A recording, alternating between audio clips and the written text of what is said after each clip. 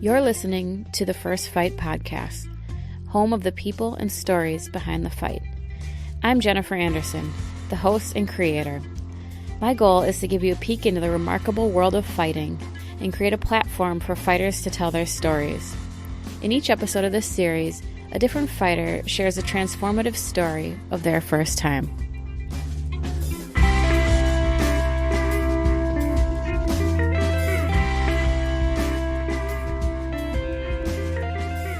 On this episode, we sit down with Dez Morgan. Dez is going to share the story about how he got jumped on the street by a group of guys and how that led him towards his journey in martial arts. And we also discuss how competing and training in martial arts changes your perspective on the world around you.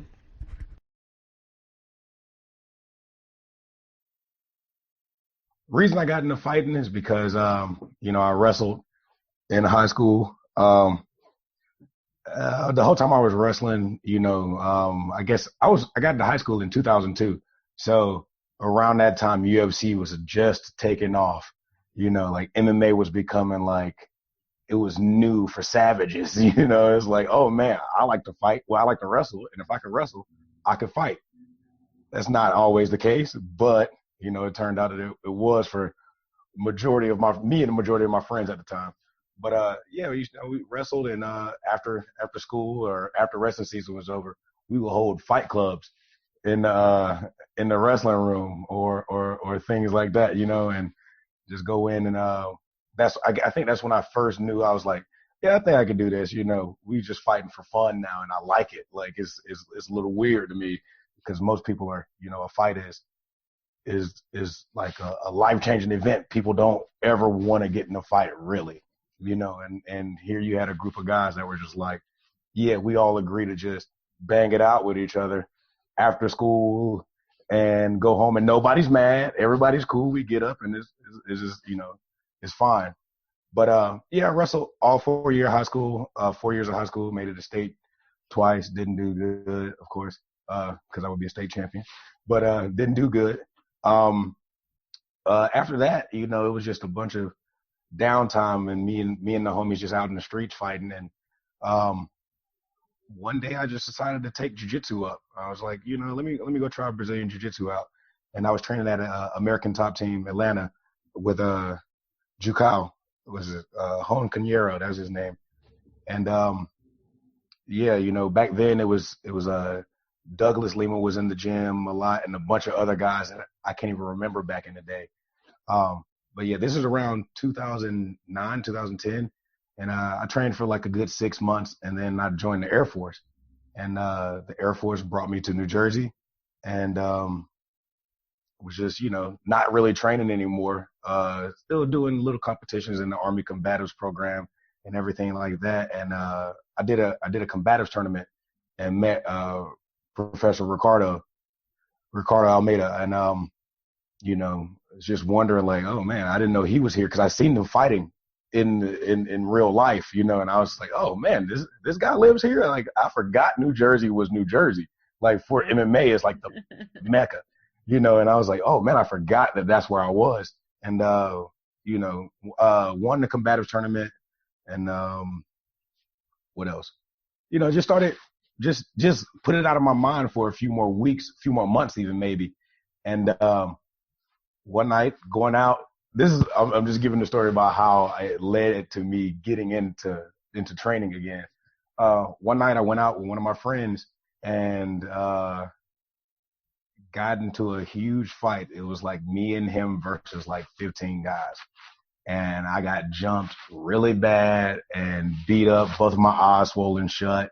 Like I thought my orbitals were broken. Just bad. I had vertigo the next morning, just definitely concussed, definitely all sorts of stuff. And the next day, like I got beat up one night outside of base. And the next day, my aunt used to work for the UFC. She was a paralegal for the UFC. And she sent me tickets to the Newark show. And I think that was when I think Ricardo fought on that card. And I think that's the same night John Jones choked out Shogun, or who was it? Where he just choked him out and their arm was stuck. Was that Machida? I can't remember who it was, but Frankie fought that night. Frankie Edgar fought that night. It was a bunch of people fought that night. And I walked into this arena with swollen eyes, like eyes swollen shut. I'm wearing sunglasses. My face is mangled. I'm stumbling because I still got vertigo. I can't walk too fast. Just all the stuff you're not supposed to do just to go watch fights, and I was just like, all right, well, just here it is, another sign that I'm crazy and I should, I'm not a normal person. Like who goes out after that?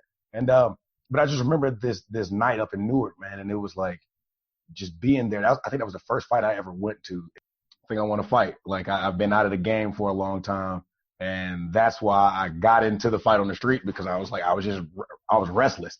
I was anxious. I needed to feel contact, and I hadn't felt any, and got all the contact I can handle that night.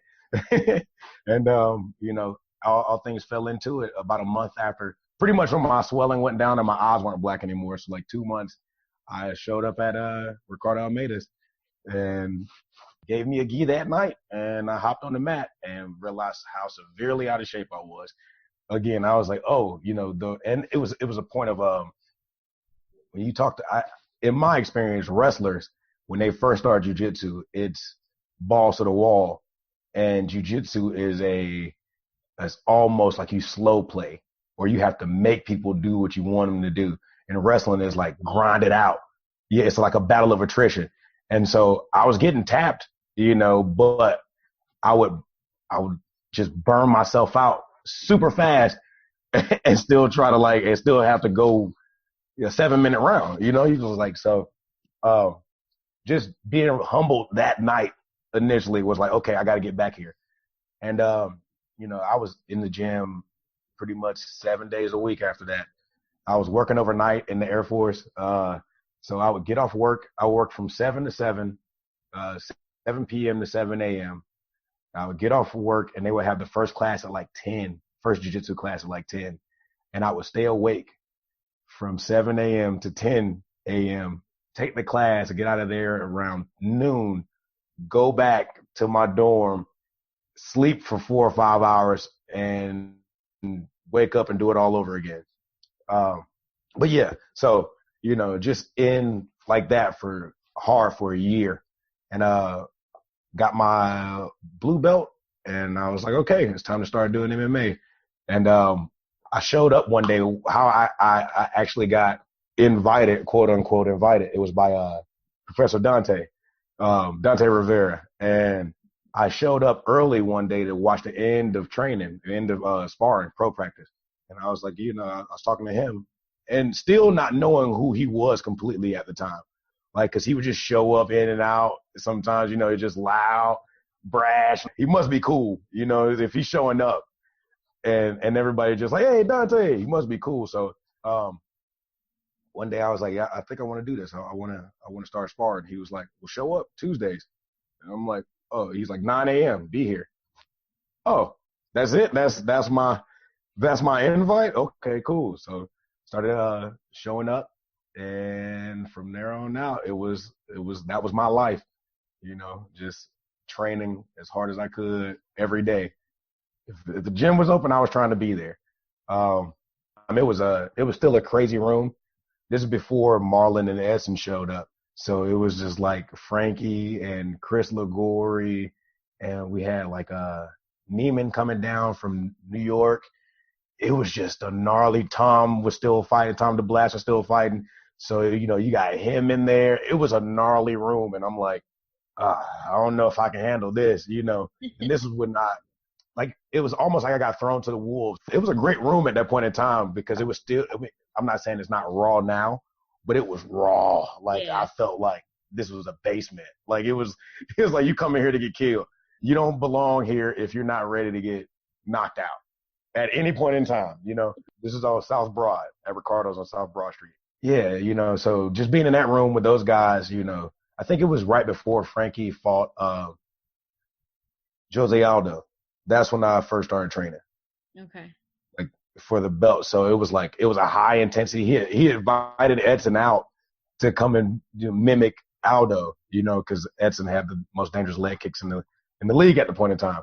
Yeah. So yeah, so just seeing those guys and looking at how hard they worked and training and knocking holes in walls and all sorts of stuff, I was just like, this is where I belong.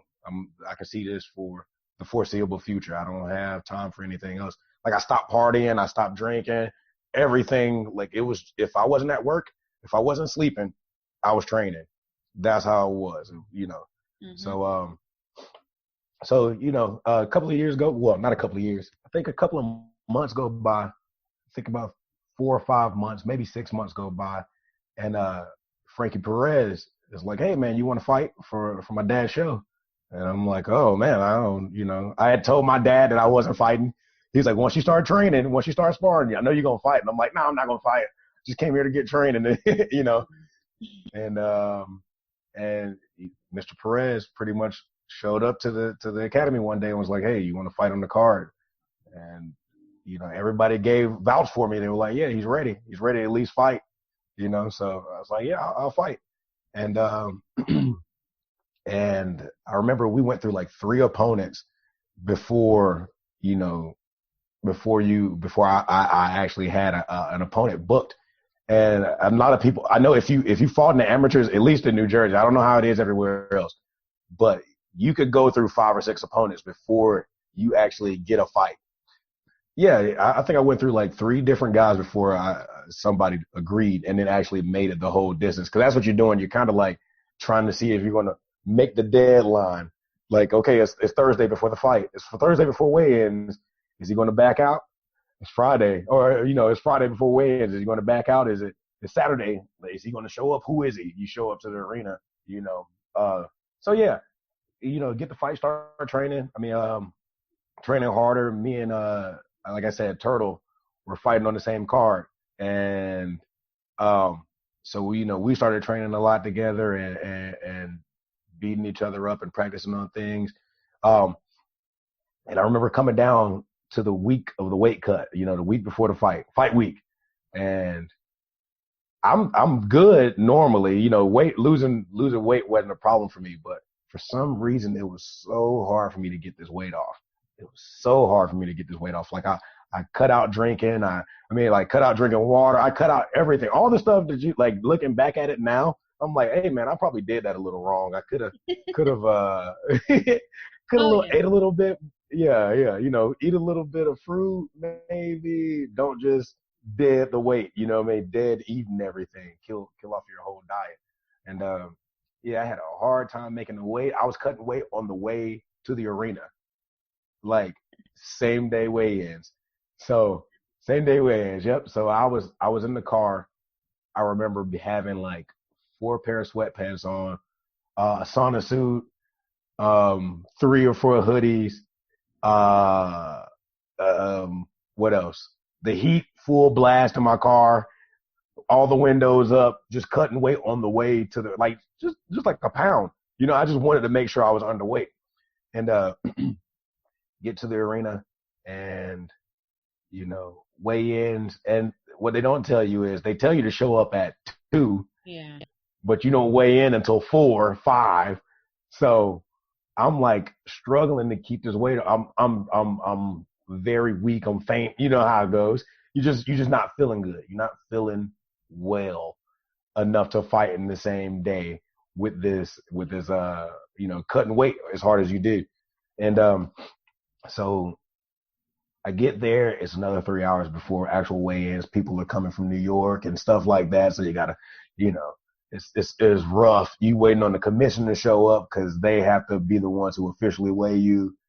So now I'm taking it all in. I'm almost overwhelmed from this because it's not like anything I've ever weighed in for, like jiu-jitsu tournaments where you just go and weigh in and you're in, or wrestling matches where they weigh in the day before your wrestling match or the day of, but you're not, you're ready to go immediately.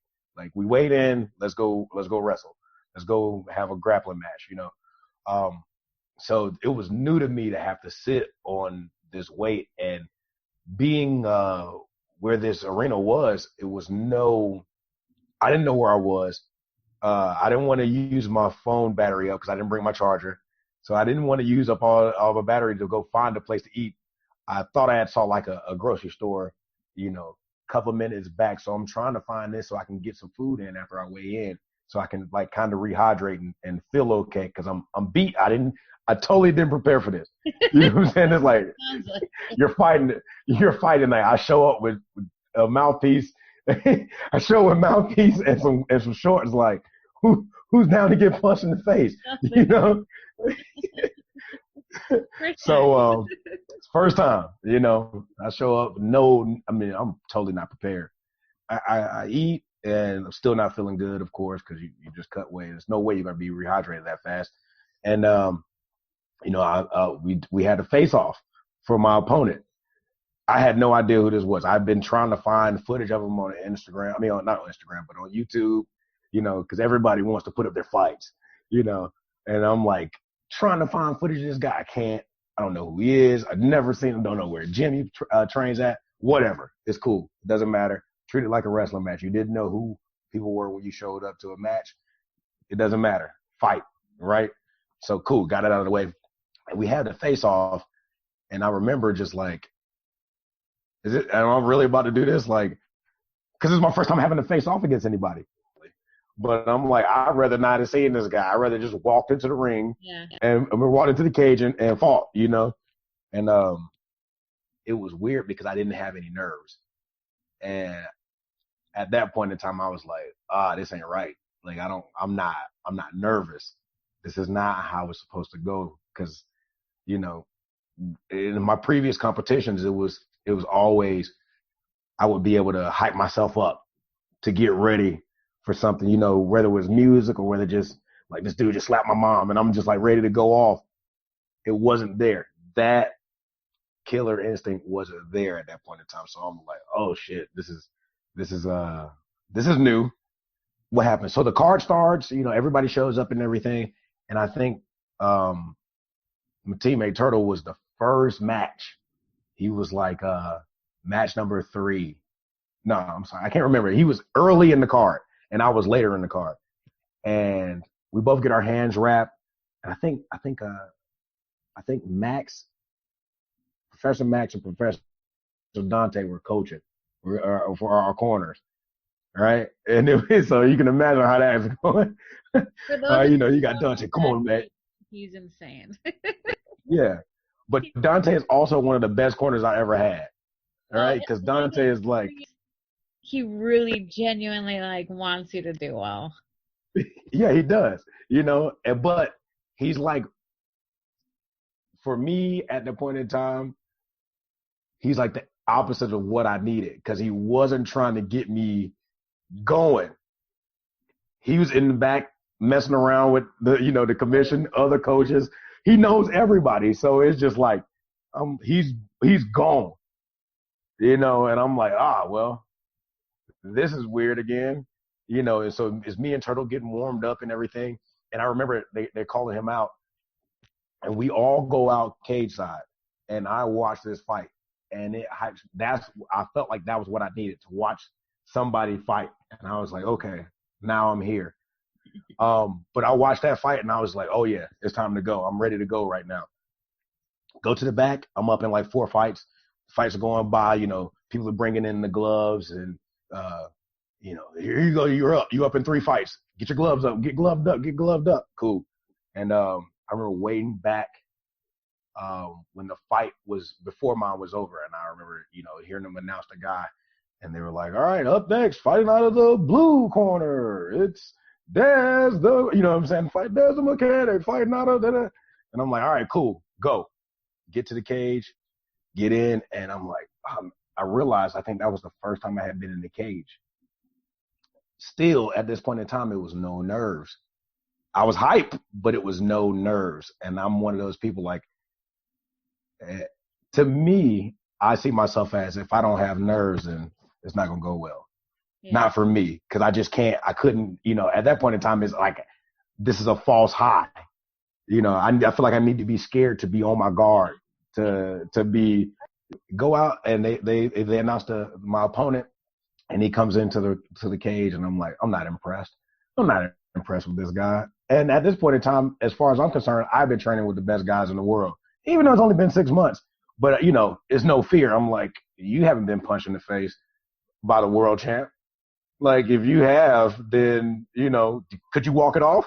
Because I don't know. So I was like, not a, yeah, so I'm like, whatever. I'm ready to fight this guy. I know I'm going to beat him just because my training, my caliber training was better. And the fight starts. It just was the normal. Like, I was just there breathing like a normal guy, not warm. Nothing was special about this. It was like, I shouldn't be here right now. In terms of how, looking back on it now, the way I felt, and I'm like, oh man, this isn't what you want. This isn't the way I've ever felt in competition. Yeah. So I'm like, we're going, and I have what I realized over my career in fighting is, if I'm not feeling the fight, then I perform bad. I perform very, very bad, and this is one of those times. We're going. It's really nothing going on in the first round. We're both scared. I think it was his first fight too. It was my first fight. We don't know, like, the pacing. How is this supposed to engage? How are we supposed to engage each other? I think we both start off with jabs, and I throw a body kick, and I remember throwing the body kick and hearing Dante say, when my kick was caught, he says, you put something in front of those kicks. You throwing naked kicks pretty much. And when I threw the kick to the body, he caught it and took me down. And I don't know what was going on, but he just held me for the whole round, like just side control. That was it. Didn't do anything. I couldn't get up. He didn't want to advance position. And in amateur, as you know, we're in New Jersey. For all the listeners, in New Jersey, amateur rules, you can't punch to the face on the ground. So he wasn't, and you can't elbow. So it's just a jiu-jitsu match at this point in time with shin guards on and gloves. So it's very hard to move around, and nobody could, if the top guy doesn't want to advance position, then you're just stuck because you only got 3 minutes in this round. Yeah. You only, and we just spent a minute and a half looking at each other. So a takedown going to happen. You're beat. If you can't get up, you're going to be beat. You lose the round. That's what happened. So I lost the first round. I know I got up, and Dante was like, "All right, man. When we go back to the corner, he's talking to me like, don't throw kicks like that. Don't throw kicks to the body without setting them up first. Move, be on your angles, all the stuff that you're supposed to hear. All the right stuff. Did I listen to it? Absolutely not. Because that's not fun.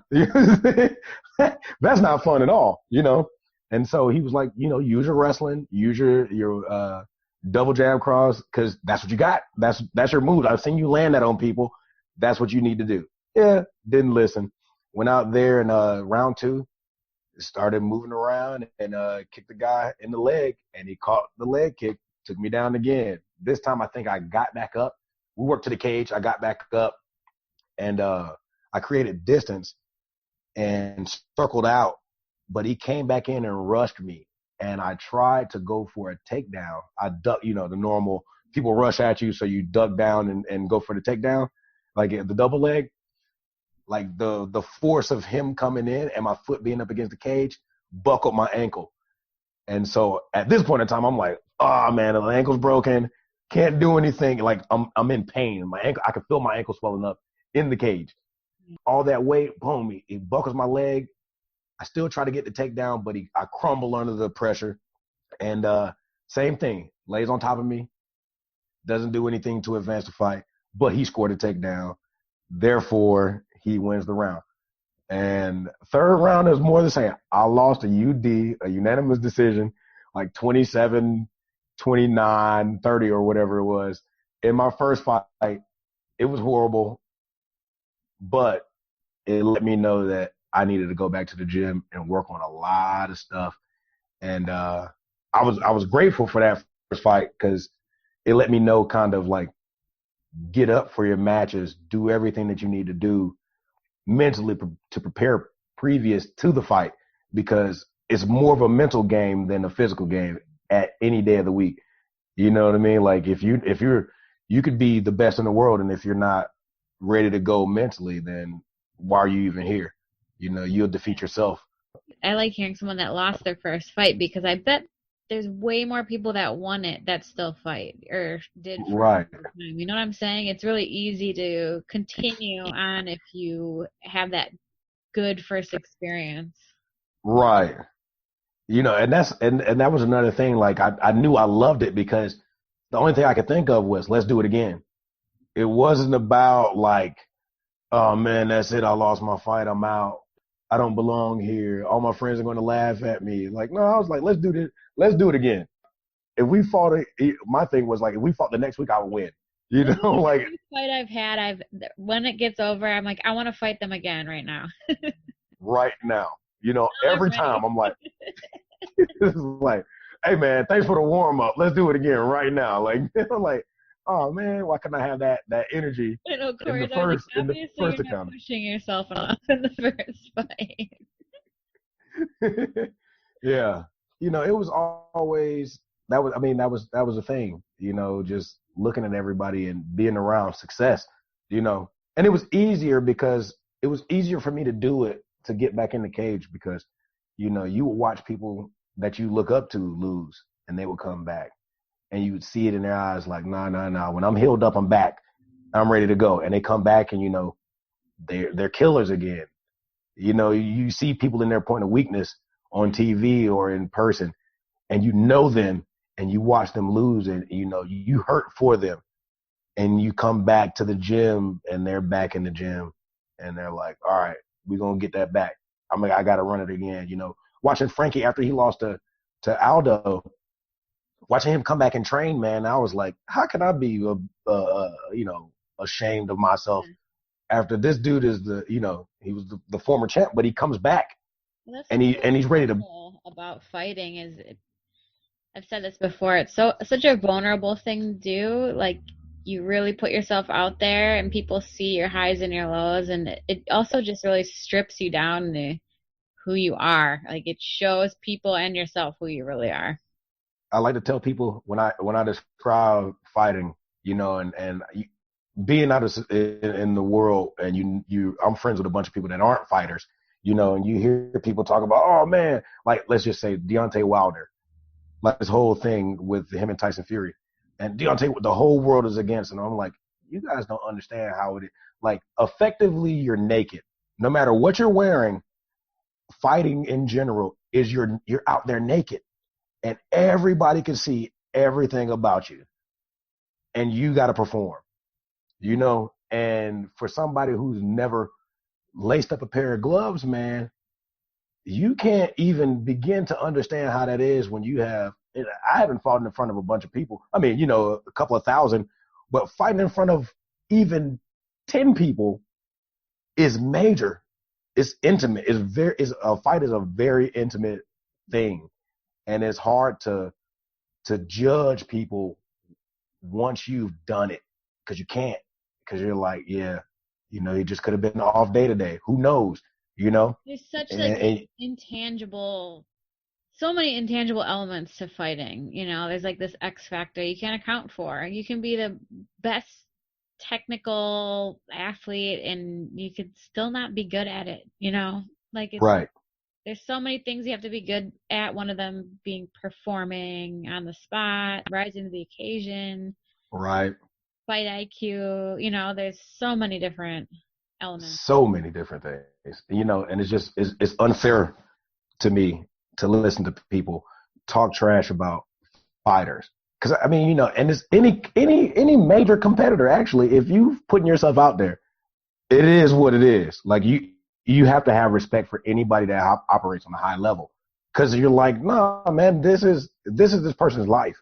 You can't be mad at this person for, or how can you ridicule somebody for doing something that you would never do? I feel So like fighting, it's extra personal though. it is. It is most definitely. Most definitely, because you can talk trash, but can you beat that person up? Can you beat up the person who lost? Then what are we talking for? That's what it comes down to. Would you say this in their face? No? Okay. So why is it even a thing? One thing you say that you've taken from fighting that has helped you in everyday life? one thing that I've taken from fighting is mentally, I know I'm stronger than a lot of things that are out there, you know, because like I said, I fought with everything exposed. Yeah.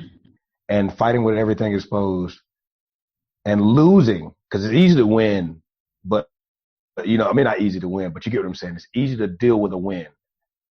Dealing with a loss is hard. So just fighting and being exposed let me know that mentally I can deal with a lot more than most people, or I can deal with things that life brings my way, because it's not more chaotic than a fight. No. I don't care who you are. Like, nothing's out here. If you're not hurt physically and embarrassed mentally, I mean, embarrassed emotionally, all of that, it's okay. It's okay. Nobody saw that loss. Like, it's a big of a deal. Like I always say, once you practice learning how to like be calm when someone's choking you out, the line at the DMV doesn't seem so bad. Right? Exactly. Exactly. Helps you tolerate everyday bullshit. Every day. Because now I'm like, oh, man, this ain't that bad. It isn't that bad. Like, I could be getting punched in the face and this happening right now. That could be bad. That would be a lot worse. Yeah. I could be getting choked out and having to deal with this at the same time. So nothing is as bad as it seems. I think that's why martial arts are so important for like personal development, because it's, you have those days where, like in jiu-jitsu, especially being a girl, being smaller, there'd be days where I'd get my ass whooped over and over and over again. I'm like, why do I do this? Right. Like why do I want to? And you're like, I don't need to be humbled more, but you get humble. Right. To me, that just being humbled daily is like, nothing can shake you then. Nothing really shakes you. I get embarrassed I'm embarrassed to myself more than anybody else out here could embarrass me. But yeah, that's one thing I tell people all the time. Like, if you want to, with young kids, it's like jiu-jitsu or wrestling. Like either one of those, any one-on-one sport, but jiu-jitsu and wrestling to me, because it teaches you, like, I can only depend on me. At certain points in time, I can only depend on me, and the amount of effort that I put into something is a direct correlation to what I get out. So your development. That's what it always is. But yeah. Well, Dez, I appreciate it. Dez is like a big personality. Obviously, it was a staple in Jersey here. He moved away, but we all miss you and the laughs, and Dez always keeps it light. I miss being there. Big thanks to Dez for coming on the show today and sharing his story. If you like this episode and want to hear more, or just to stay updated on anything going on with the First Fight series, you can follow The First Fight on Instagram, or you can go to our website, firstfightpodcast.com, and you can listen to all our old episodes, and you can get a little info on our backstory and just stay up to date on all our latest episodes.